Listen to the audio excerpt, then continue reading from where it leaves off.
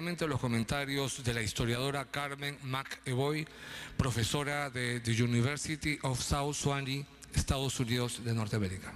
Bienvenida. Bien, primero que nada quiero agradecer al Congreso de la República por invitarme a participar en este homenaje al que considero es uno de los peruanos más ilustres, está entre los peruanos más ilustres del siglo XX. Me da mucho gusto que el Congreso reconozca no solamente la labor política del doctor Paniagua, sino su labor intelectual, esa capacidad de síntesis entre quehacer político y quehacer ideológico, ¿no? El mundo de las ideas que el doctor Paniagua tanto amó, ¿no? La importancia de las ideas en la política. La idea del proyecto nacional, ¿no? Un tema que a él lo apasionaba y que probablemente en estos tiempos estamos necesitando. Comentar el libro de Valentín Paniagua es un gran privilegio para mí, a la vez que un enorme desafío. Ello porque el texto de Paniagua, a la vez que es un análisis de una de las etapas más fascinantes de nuestra historia republicana, es una conversación personal con un presidente, con un jefe de Estado, quien al igual que él desempeñó un papel estelar en una dramática coyuntura histórica. En el marco de un profundo quiebre institucional, tanto Manuel Pardo como Valentín Paniagua lograron remontar con éxito la crisis de legitimidad que sucedió al horrible asesinato de un presidente, el caso de José Balta, y a la fuga de otro, quien además renegó de su nacionalidad. En efecto, tanto en 1872 como en 2001, lo que realmente estuvo en juego en el Perú fue la integridad política y moral de la República.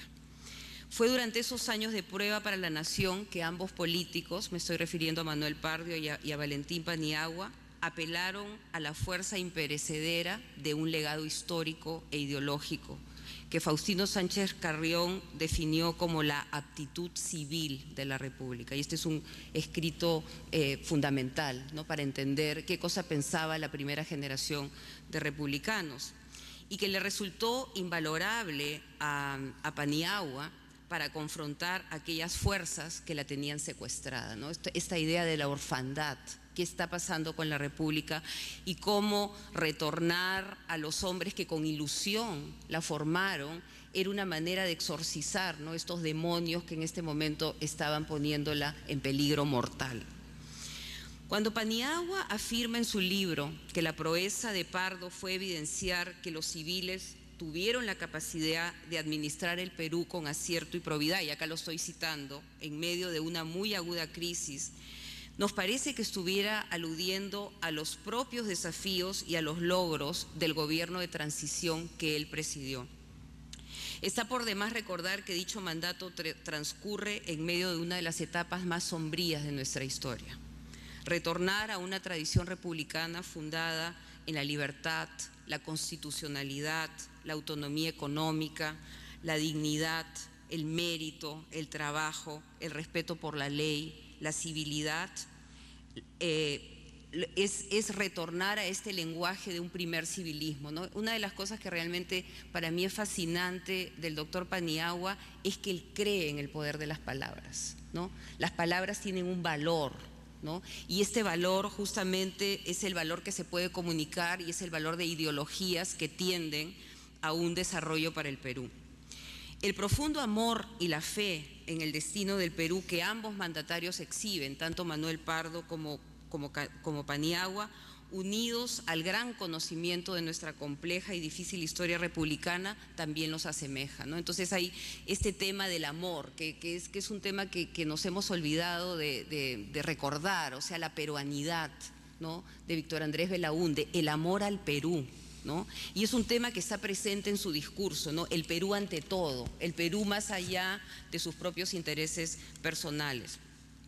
Una de las cosas que a mí más me fascina de este libro es de que, al igual que Manuel Pardo, Valentín Paniagua, luego de terminar su participación en la transición democrática, comienza a escribir este libro en una especie de interregno político, ¿no? Cuando él está preparándose para las elecciones posteriores. Y es algo muy similar a lo que hace Manuel Pardo con su estudio crítico sobre Bartolomé Mitre, ¿no? Él está en Chile como consecuencia de problemas políticos que ha enfrentado su partido con el gobierno de Mariano Ignacio Prado.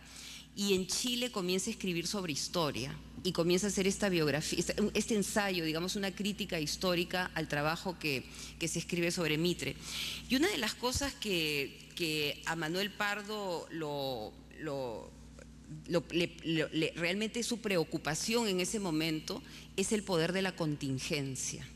O sea, cómo la contingencia se lleva por delante los proyectos políticos, ¿no? Que yo creo que fue otro de los temas que preocupó al doctor Paniagua, ¿no? Cómo en el Perú vivimos cada día una noticia diferente, ¿no? Cada día hay algo diferente que nos tiene ocupados y nos olvidamos del norte, nos olvidamos del proyecto, nos olvidamos de que hay unos fundamentos básicos que tenemos que establecer, ¿no? Y entonces cómo la contingencia amargó la vida a Manuel Pardo y de alguna manera preocupó muchísimo al doctor Paniagua en los últimos meses de su vida.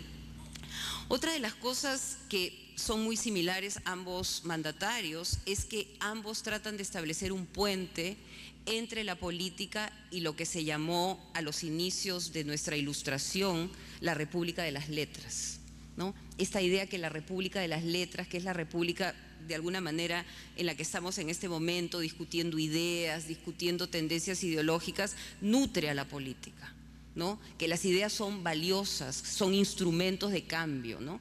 Y que hay que ir a este banco que tenemos de ideas que se ha ido desarrollando, hemos ido acumulando a lo largo de generaciones para darle a la política altura, dignidad, para que la política vaya más allá de las situaciones del presente y pueda ver hacia adelante 50, 60, 70 años, ¿no? Esos proyectos de la larga duración que tanto Manuel Pardo como Valentín Paniagua acariciaron a lo largo de su vida.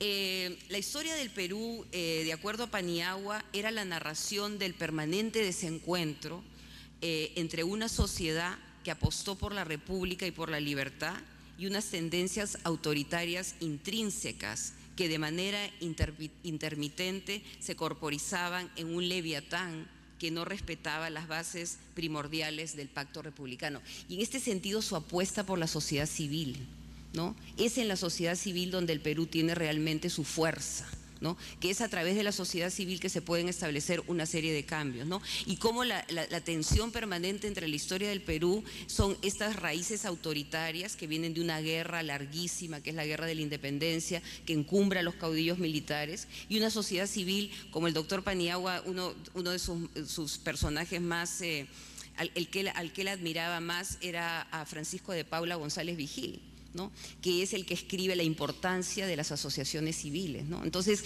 cómo González Vigil entiende, ¿no?, que la salida política es a través de la sociedad civil, ¿no? Y en consecuencia la formación de partidos políticos.